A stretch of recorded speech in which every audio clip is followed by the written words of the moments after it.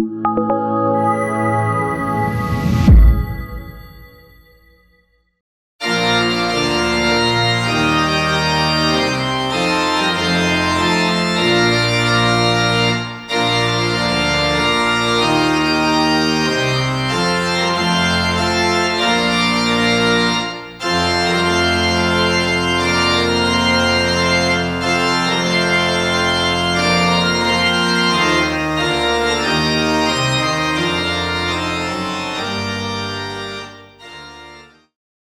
evening, ladies and gentlemen. I am Professor Eunice Yeku, the Acting Vice Principal, Teaching, Learning, Community Engagement, and Student Support.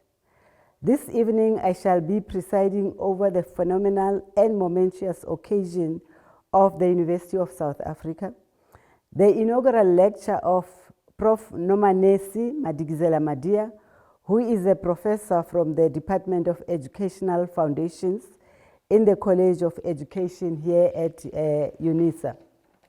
Allow me to pass my warmly greetings to Professor Puleng Lenka Bula, Principal and Vice Chancellor of UNISA, Professor Mpine Makwe, Executive Dean, College of Education, UNISA, our inaugural person, Professor Nomanesi Madikizela-Madiya, Professor, Department of Educational Foundations, College of Education, UNISA.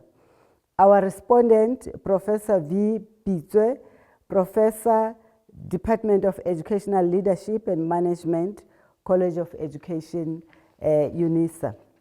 Family members, friends, and associates of Professor Nomanesi Madikizela-Madiya in attendance here this evening, colleagues, students of all of you present, I greet you all. A very good warm evening and welcome.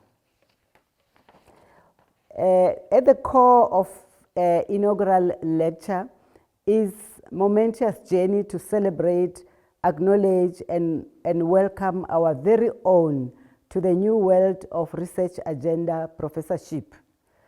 An inaugural lecture is the highest peak in the academic journey, the point of becoming a full professor conferred by the university. Today we gather to honor eminence in scholarship as frantically demonstrated by Professor Nomanesi Madikizela-Madiya. Marking the significant milestone of becoming a full professor, the inaugural lecture is a formal address through which a newly appointed academic introduces their research and scholarly compassion to their university colleagues. This occasion serves a celebration of their accomplishments and expertise, an opportunity for intellectual exchange within the academic community, and a platform to articulate their vision for their future role and impact on both the university and society. Indeed, this event represents a crucial rite of passage in a scholar's journey, embodying the culmination of years of unwavering dedication and diligent work. With Professor Nomanesi Madikizela-Madiya, we can confidently say you are a professor today, even outside the halls of UNISA, the University of South Africa. It is thus fitting for our university to join hands and celebrate you and your illustrious journey. Teasing the theme which epitomizes the heart of scholarship journey of Professor Nomanesi Madikizela-Madiya. Her topic, Space, Justice, and Power in the Transformation of Higher Education on Academic Entities and Students' Well-Being. In this lecture, Professor Nomanesi Madikizela-Madiya will explore the interconnectedness of space, justice, power, transformation, academic identities, and students' well-being within the context of higher education's progressive development and societal relevance. From my understanding, Professor Nomanesi's interest in these concepts originated during her MED research, where she observed academic experiencing a tension due to changes in their work environments, particularly the impact of managerialism. This led to an exploration of academic entities as a dynamic, postmodern phenomenon shaped by ongoing dialogue within the disciplinary and professional communities, influencing academic sense of self and belonging. The lecture will delve into how these key concepts are interwoven in her scholarship, likely examining the challenges and transformations within higher education and their impact on academic staff. Ultimately, the address aims to shed light on these crucial elements shaping the academic landscape. At this point, I will call Professor Mpine Makwe, Executive Dean, College of Education at UNISA, to introduce the scholar. After the submission of the inaugural lecture by Professor Madikizela-Madiya, the response shall be presented by Professor V. Pizwe, Professor, Department of Educational Leadership and Management, College of Education, UNISA. Prof. Makwe, please be kind to proceed introducing our guest person to the moment this evening.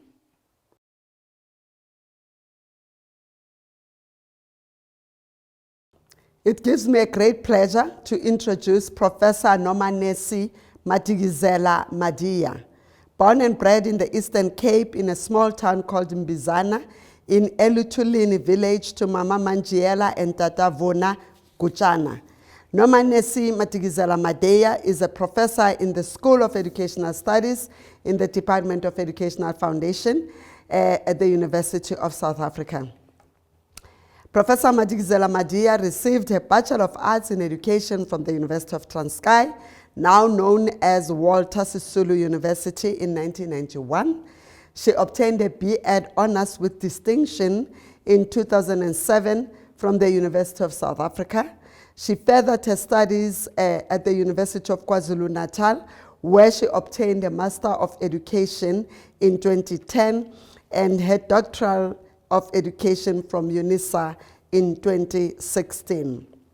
She joined UNISA as a lecturer in theory and research in education in October 2010 and ascended to senior lectureship in 2017, and then became an associate professor in 2020 and a professor in 2025 in the Department of Educational Foundations, where she also served as a COD, the chair of the department. Professor Madikizela-Madiya's research interests are in higher education transformation, spatial justice, and academic identities. She has successfully supervised 4 doctoral students to completion, of whom the 2 of them are graduating this year in 2025, and 8 M.Ed studies. She published 18 articles in academic journals, 5 book chapters, and 3 academic reports. She is also NRF rated C2, and she's an editor of the International Journal of Educational Development in Africa and a reviewer for many academic journals, including Studies in Higher Education, Journal of Academic Ethics, to mention but a few. She also reviewed books, a review for identity formation and historically Black colleges and universities, spaces of becoming, and book chapters. Professor Madikizela-Madiya has been invited to deliver keynote addresses on local conferences as well as international conferences. And this includes conferences in Walter Sisulu, where she presented in MIT Research Through Capabilities Approach for Just Learning Experiences in Higher Education Spaces. Another conference where she presented was on the language of possibilities at the Vaal University of Technology, and in Southern African Society of Education Conference. She also published in her area of expertise, social justice and social spaces. She is experienced in sourcing research funds and leading collaborative projects about and in sub-Saharan higher education institutions. Among others, she has collaborated with scholars in Makerere University, University of Zambia, and others in South Africa on a project about the politics of space and transformation of higher education. This project was funded by the National Research Foundation. She received a Women in Research grant to research on the dynamic of spaces in schools. In 2013, she received a Developing Researcher Women Award after publishing an impressive number of outputs from her master's study. Ladies and gentlemen, allow me, and it is my greatest pleasure, to call Professor Madikizela-Madiya to come and share with you her experiences. Over to you, Prof.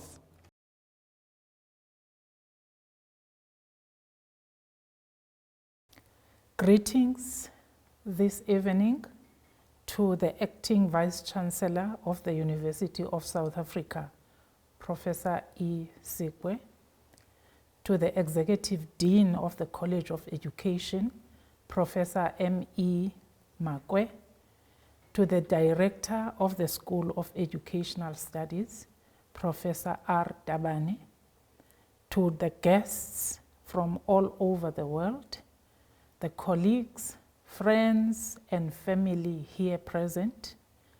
Last but not least, to the respondent of this evening, Professor V. Bitswe.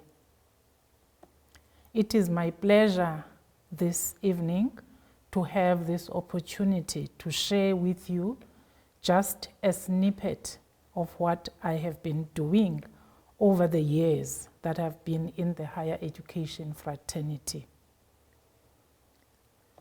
Space, justice, power, transformation, academic identities, and student well-being. These are the concepts of my lecture this evening. They are undeniably central concepts in higher education's progressive development and the pursuit of societal relevance. In this address, I will demonstrate how these concepts are interlinked in my scholarship. My interest in these concepts began when I was conducting research for my Master's of Education degree, which formed part of a national project led by a group of professors at the University of KwaZulu-Natal. My involvement in the project enabled me to interview academics on issues related to postgraduate research and supervision in different universities in South Africa. Among the issues that interested me during the interviews was the tension by some academics concerning changes in their work environments, a progressive shift in discourses related to their role, position, and status in higher education. They mentioned an end to high job satisfaction, reputable social positions, job autonomy, freedom in using time, and increased job prescription and control.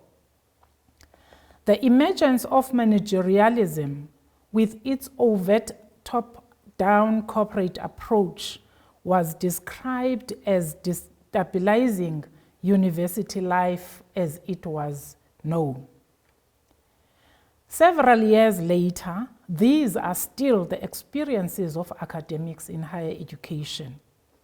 Shepard 2018 speaks of a process of managerialization, which is the application of specific techniques or control techniques or technologies in the form of practical measures, such as target setting and performance management. Some interviewed academics in that project described themselves as teachers and not researchers. Therefore, they were not happy with the developments that compelled them to do research as was defined by the institutions. They were happy with teaching what the researchers had produced and were of the view that reading what the researchers produced and taking that to their classrooms for critical engagement with their students was an equally valid academic exercise. These contentions raised my interest and motivated me to study further on the identity of an academic, which later in my scholarship I reconceptualized as academic identities. I came to understand academic identities as a postmodern phenomenon that has to do with changes resulting from ongoing dialogue with significant others, that is, with disciplinary-based and professional communities in various levels, as defined by Stensaker and others, 2012. Such dialogues enable academics to ask themselves questions such as, who am I? And where do I belong? The answers to these questions are as dynamic as the higher education environment itself. For example, the growth of audit and quality assurance systems challenge the way academics see themselves and raise questions to do with academic identities and our sense of self. This is according to Barnett and DiNapoli 2008. Phenomena such as massification, accountability, and marketization have become part of everyday language in higher education, causing a real dislocation of identity. Academics increasingly encounter situations where even their choices about teaching and research are threatened by mission-driven initiatives, as Mark-Ins 2010 puts it. Institutional priorities have usurped personal academic priorities, which were formerly influenced by academic disciplines and their micro or macro interactions with their academic peers. These were the experiences of academics then in that project, but they are still as lived by academics of today. Also, as a research assistant at the time, I was involved in an international collaborative research project between University of KwaZulu-Natal and the University of London. The project was about educational inequalities and social justice in schools and had a considerable influence on my academic journey, highlighting issues to do with educational development and socio-spatial justice. At the time, I was also contracted as a lecturer at the university, and as a contract lecturer, I was obliged to share an office with colleagues. This experience affected us in terms of the physical space for discussions with our students during consultations and freedom to converse comfortably and privately with colleagues or mentors who might help one grow and develop.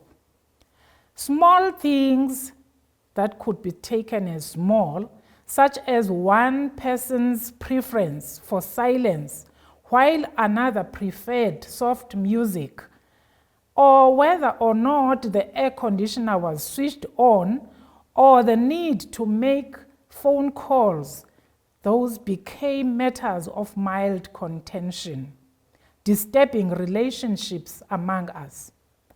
It became difficult to focus on our work when we kept being drawn into conversations that were sometimes irrelevant to our interests. This experience raised my interest in the deeper meaning of space in relation to academic work, academic development, and academic relations. These early career experiences led to the conceptualization of my doctoral study, for which I began to read up on spatial theories and to understand that space in higher education is not just about offices, but it is a multidimensional and has social justice implications. After Massey, I realized that space is a dimension of simultaneity and multiplicity, with simultaneity referring to the occurrence of multiple events, multiple phenomena, multiple experiences, and multiple perspectives at the same time, while multiplicity refers to the presence of multiple elements, viewpoints, or interpretations which show that reality is not singular, but is composed of many coexisting and interacting layers in the same space. Therefore, space is always in the process of becoming, according to Massey. This perspective of space is often overlooked when various decisions in higher education are made, or even research is conducted. Usually, a chronological or linear approach is taken, where, for example, studies will focus on how an institution performs over time. Year after year, statistics are produced to capture individual and institutional performance and productivity in various categories of endeavor, with little regard for the spaces of operation in which such performance is enacted. While it is important to know the statistics over time, my position is that attention should also be paid to the multifaceted dynamics of space and place in which the practices occur. As Soldier 2010 argues, I quote, "Thinking spatially can enrich the theoretical understanding and uncover significant new insights that extend our practical knowledge into more effective actions to achieve greater justice and democracy. Conversely, by not making the spatial explicit and assertive, those opportunities will not be evident." Close quote. What this means is that understanding space as multidimensional means knowing that it is not a tabula rasa in which actions take place. This according to Merrifield, 1993. Instead, space is an integral and active part of everyday life, as understood by Lefebvre, 1991. I started relating the topic of academic identities closely to the concepts of space, justice, and transformation. My thinking in this regard was also influenced by my background as a geography teacher who studied geography as a spatial science. Geography, I realized, is not only about representations of space such as maps and globes, but about spaces of all kinds, shapes and sizes, all of which affect our lives. I also got inspired by Lefebvre, 1976, who contends that, I quote, "Space is not a scientific object removed from ideology and politics. It has always been political and strategic. Space has been shaped and molded from historical and natural elements, but this has been a political process. Space is a product literally filled with ideologies." Close quote. While Lefebvre's statement refers to the geographical space as it is understood. In my scholarship, I began to apply a similar lens to the higher education spaces.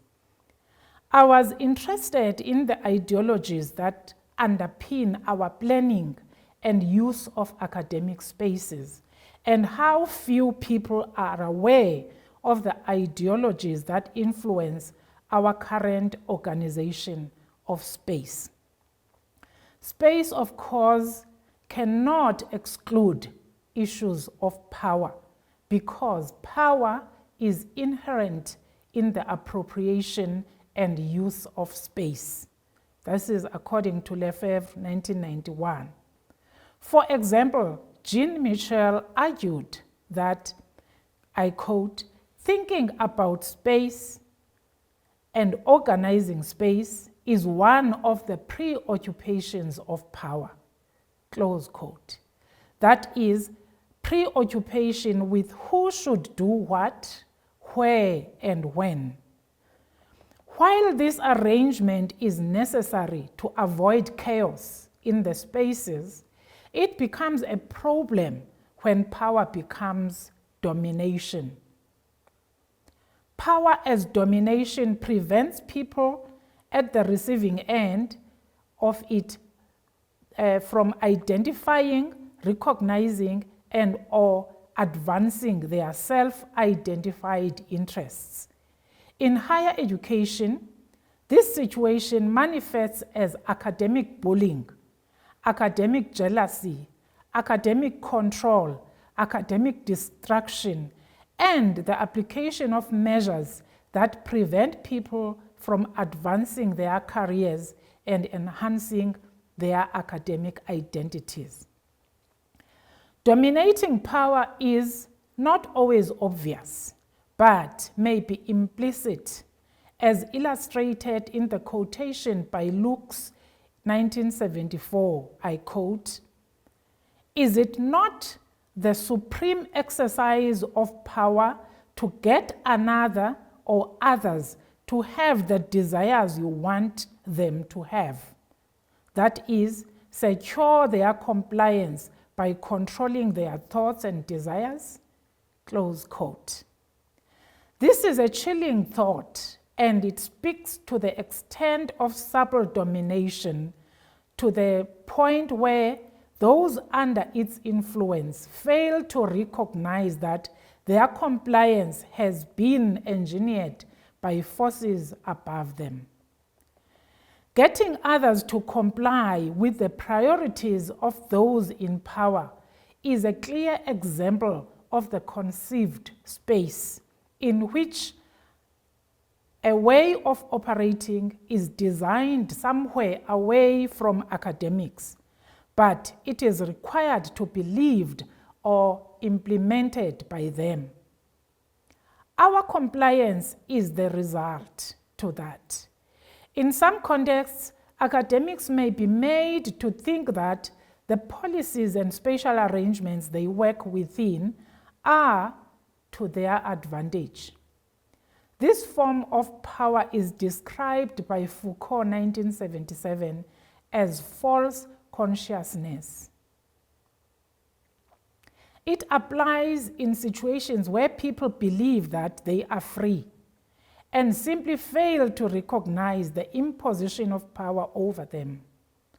This situation illustrates that people in higher education spaces are actually the spaces themselves.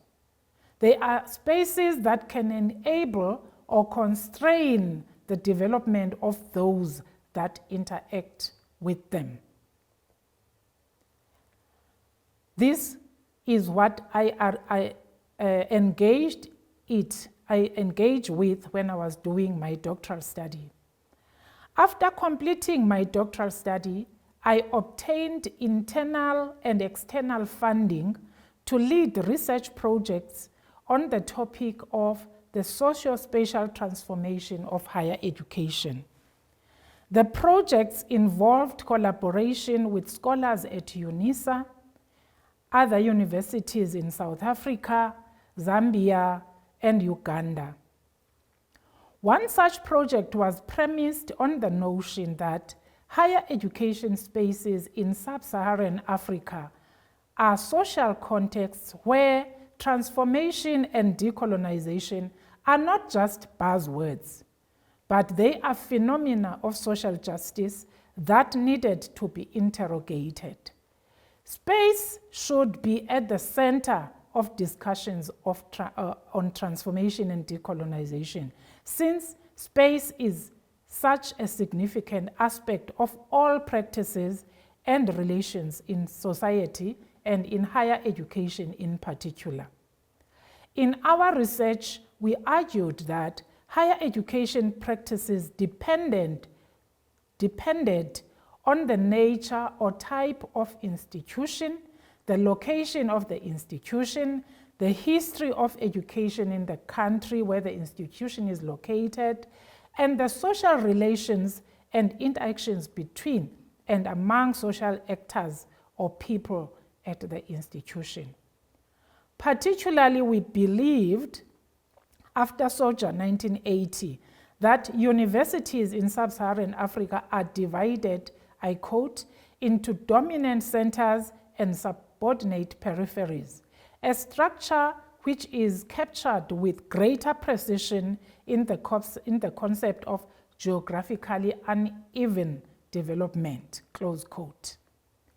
In other words, some institutions are metaphorically at the center, while others are at the periphery, which affects everything, including the crucial matter of resources for development. We were interested in establishing how academics, students, and managers in their different contexts go about doing their work in these vastly uneven contexts, and in how institutional spaces enabled or constrained academics, students, and managers' work. We were also inspired by UNESCO's 2015 Incheon Declaration on Education 2030, which is informed by Sustainable Development Goal number 4. The vision of the Incheon Declaration on Education is to address all forms of exclusion and marginalization, disparities and inequalities in access, participation, and learning outcomes.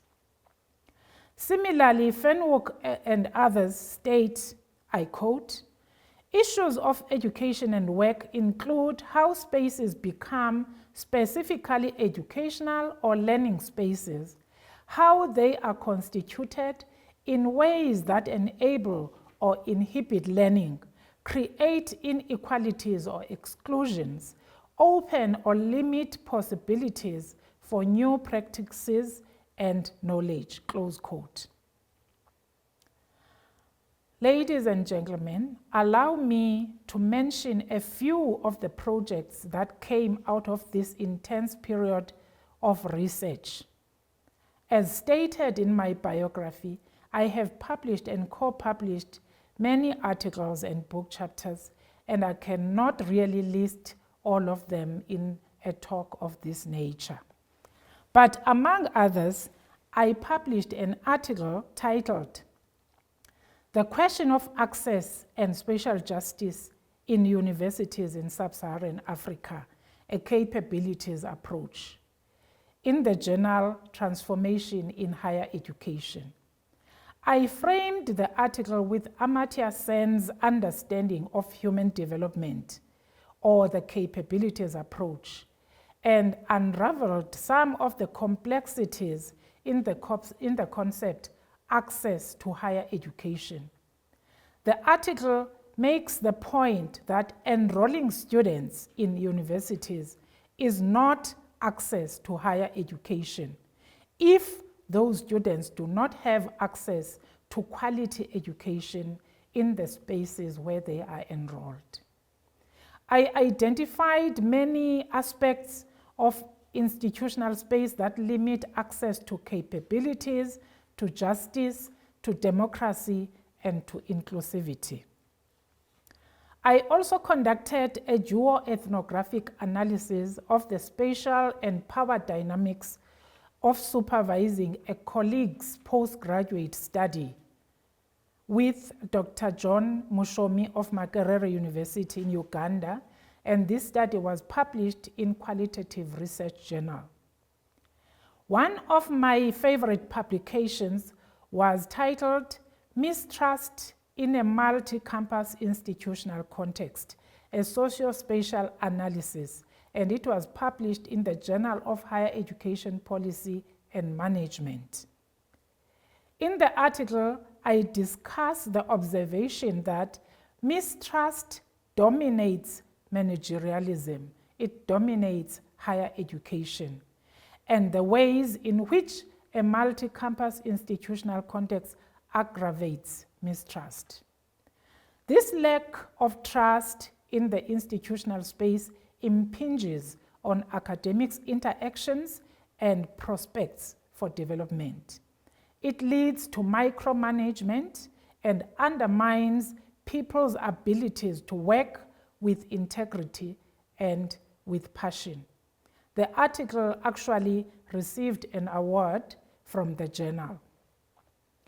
Another article written with the late Dr. Simangele Mkhwanazi discussed academic identities and the socio-spatial exclusions of academics with disabilities. The article took a capabilities approach and was published in the journal Disability and Society. My current and future work includes a book co-edited with 3 colleagues in the College of Education on transforming, decolonizing, and digitizing the higher education space through academic practices and relationships. I am also working on 2 other book proposals, one on rethinking higher education spaces in the digitalized environment, and another on the academic identities of women in the digitized higher education spaces. In this regard, it is worth noting an article on University World News authored by Professor Anita Bosch on 12 March 2025 that in 2023, only 28.8% of women held management positions in workplaces worldwide. This was according to the Progress on the Sustainable Development Goals, the Gender Snapshot of 2023 report. I am also mentoring several colleagues on writing for publication in on high-impact journals and on postgraduate supervision. Colleagues, friends, family, and collaborators, let me close with the opening statement that I made in one of my articles published in the Higher Education Policy Journal, that space matters in the construction of academic identities in higher education.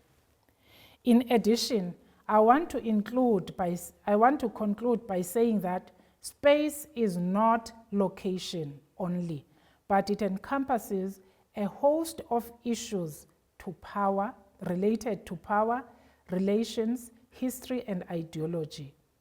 This may be something to consider as we interact with colleagues, mentor our students, and strive to create academic identities and to protect the well-being of our students in a rapidly evolving and transforming academic environment. I want to thank the following people who played a crucial role in my academic journey and development. First, my master's supervisors at the University of KwaZulu-Natal, Professor Relebohile Moletsane, and the team that she worked with in the PPER project, as well as Dr. Angela James, my co-supervisor. Second, Professor Cheryl Leroux, my doctoral supervisor, for her support and guidance. Third, Professor Mwekezi Litseka for mentoring me on applying for funding and for encouraging me to pursue the projects after my doctoral qualification. I also want to thank everyone who collaborated in my research projects and ensured their success by publishing articles and book chapters from them. I want to thank the colleagues in the Department of Educational Foundations at UNISA for supporting me to be able to pursue my academic work while also managing and leading them in the past 6 years. Thank you, Defiance. Thank you to my children, my reason to wake up every morning. Luhle, who left me prematurely, Tandokazi, Ziyanda, Sisanda, Siviwe, and Lwande Madiya. I pray that they will receive all their heart's desires as led by God the Almighty, who has been my anchor and my guide in their watch. I thank you.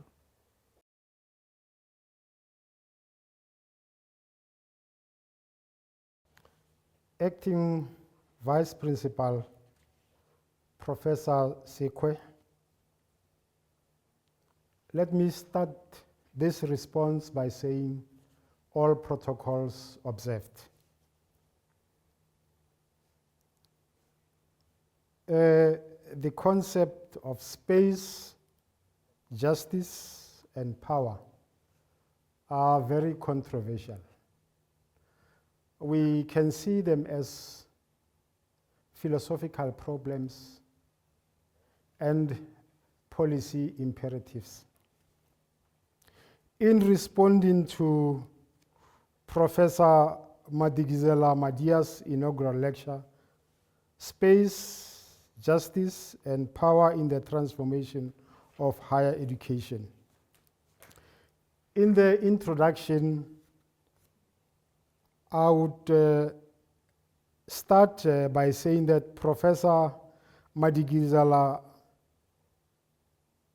inaugural lecture, Space, Justice, and Power in Transformation of Higher Education on Academic Identities and Students' Well-beingness, presents a thought-provoking analysis of how spatial dynamics, power structures, and social justice interact within higher education.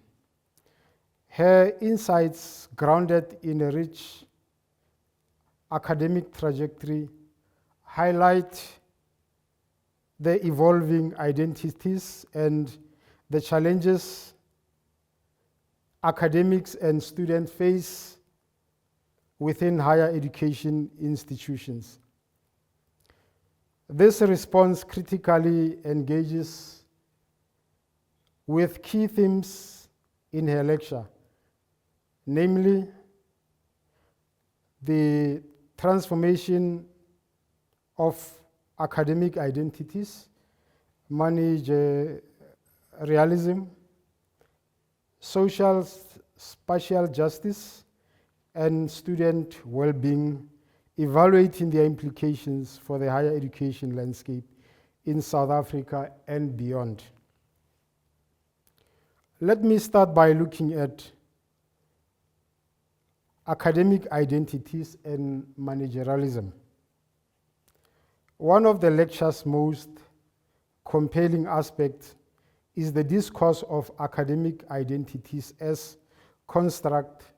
constructs shaped by institutional and disciplinary communities. Madikizela-Madiya underscores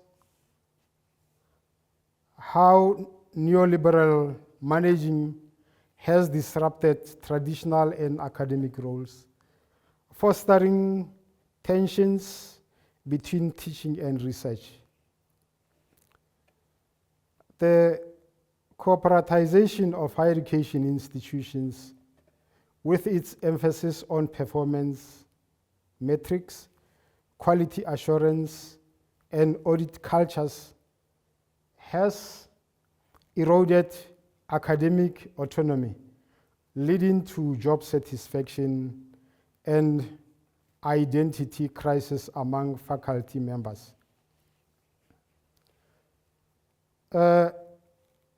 Active Vice Chancellor, let me indicate to you that scholars such as Shepard and Bennett Di Napoli confirmed that the introduction of performance-based evaluation forces academics into predefined institutional roles, limiting intellectual freedom. This resonates with McInnes' 2010 assertion that mission-driven initiatives dictate research and teaching priorities, undermining organic development of academic scholarship. The conflict between academics who identify primary teachers as institutional policies that prioritize research output illustrates a growing schism within higher education institutions. While research remains crucial, dismissing teaching as secondary function devalues the pedagogical process and, by extension, the student experience. The challenge remains in finding the balance between teaching and research in a manner that fosters holistic academic identities. The third point that I would like to look at now is socio-spatial dimension of higher education.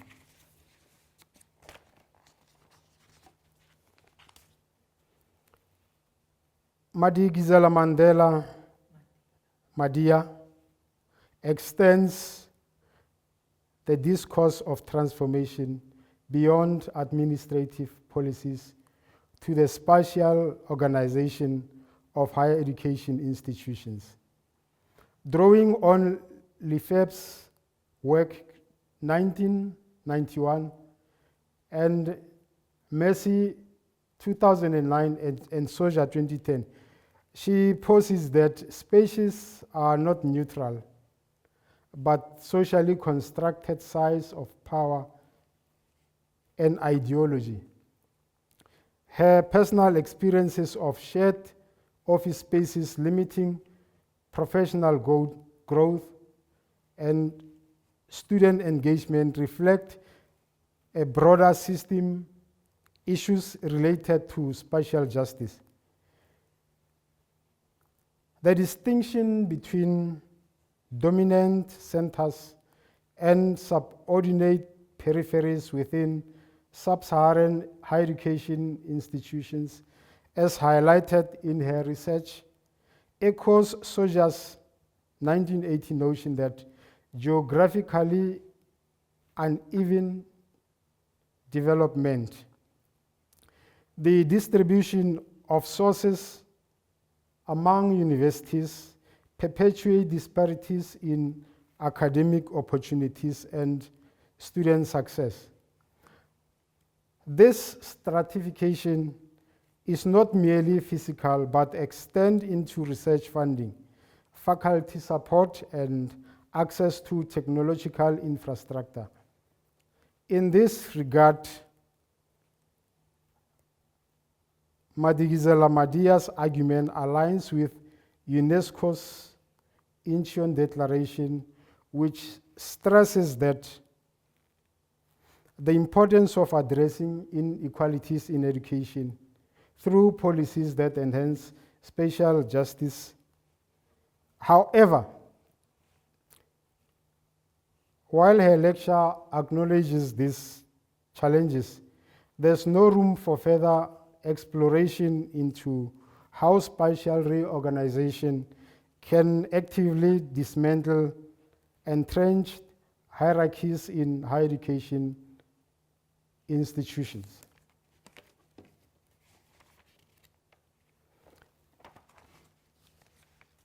Future research could investigate how redesigning institutional spaces, both physical and digital, can promote inclusivity and equity in knowledge production and academic collaboration.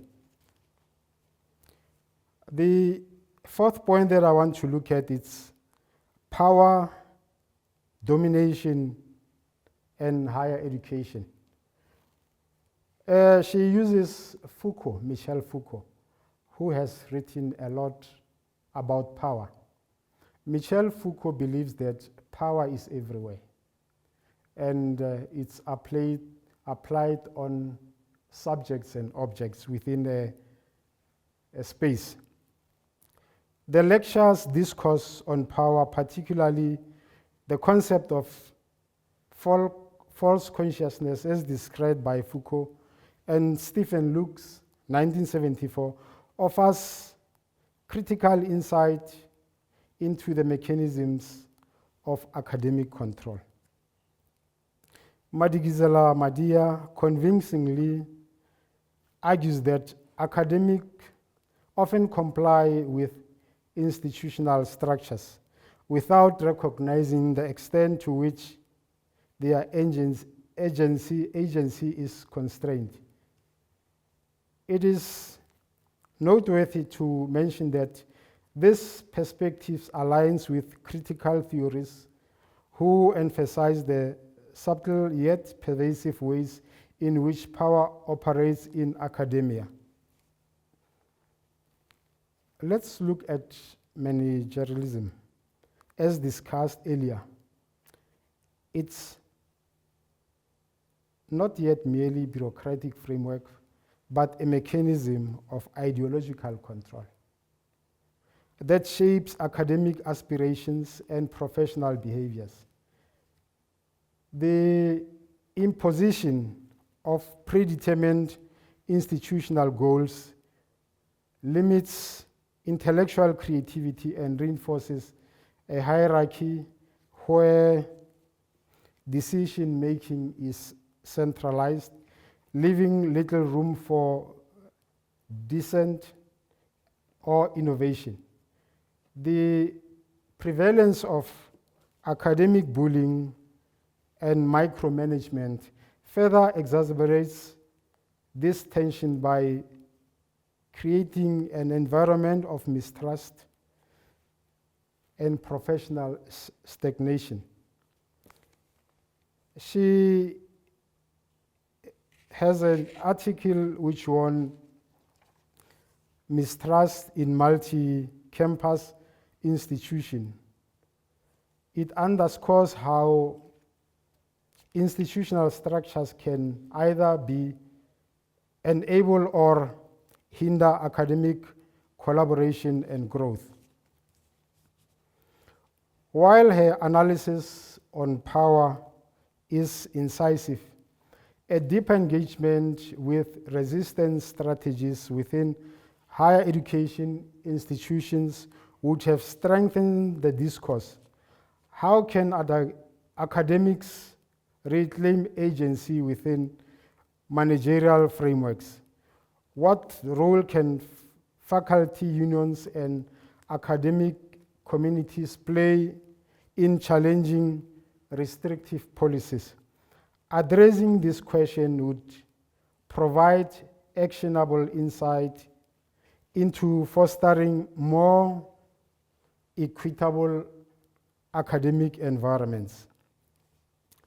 We now look at student well-being and transformation. A significant yet often overlooked aspect of higher education transformation is student well-being. Madikizela-Madiya successfully bridges this gap by emphasizing how spatial inequalities and power imbalances directly affect student experiences. She argues that access to higher education must extend beyond enrollment numbers to include access to quality learning environments.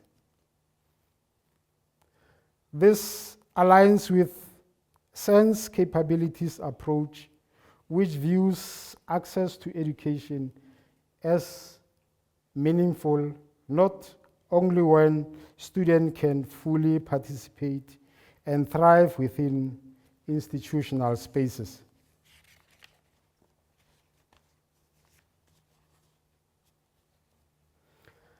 The lecture's engagement with student well-being is particularly relevant in the context of digital transformation and decolonization. The ongoing digitization of higher education spaces, among others, raises the concern about accessibility, digital divides, and the quality of online learning experiences. The exclusion of students from disadvantaged backgrounds due to inadequate technological infrastructure exacerbates existing inequalities, reinforcing the spatial stratification of higher education institutions. Moreover, the decolonization of education remains an unresolved challenge, with curricular and institutional cultures still reflect colonial legacies.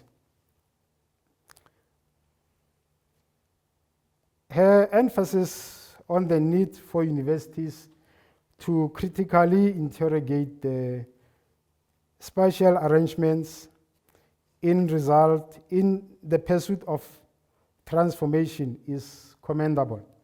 However,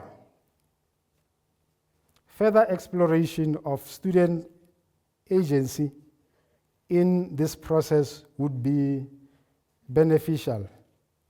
While institutional changes are necessary, empowering students to participate in decision-making process regarding academic spaces and curricula is equally vital for sustainable transformation. In conclusion, her lecture provides a nuanced critical examination of intersections between space, justice, power, and academic identities in higher education. Her insights, informed by extensive research and lived experiences, underscores the urgent need for holistic approach to transformation that considers not only policy reforms, but the social spatial realities of academic life. While her analysis effectively critiques managerialism, spatial identities, inequalities, and power imbalances, further engagement with resistance strategies and student agency would enrich the discourse. Acting Vice Chancellor, in concluding this, I would say, nonetheless, her contributions to remain invaluable in shaping ongoing debates on higher education reform, making a compelling case for a more just, inclusive, and dynamic academic landscape. As higher education continue to navigate the complexities of transformation, her work serves as a crucial reference point for policymakers, academic, and students alike. Thank you. In closing, Prof. Madikizela-Madiya, again I offer my heartiest congratulations to you on this academic success. Keep shining and flying UNISA's flag and your academic journey high. Welcome aboard the community of scholars, Professor Madikizela-Madiya. Congratulations to you for attaining this high level of your career. Ladies and gentlemen, on behalf of the Principal and Vice Chancellor of the University of South Africa, I bring this event to a close and wish Professor Madikizela-Madiya all the best for the future. Good night to you all. Pula!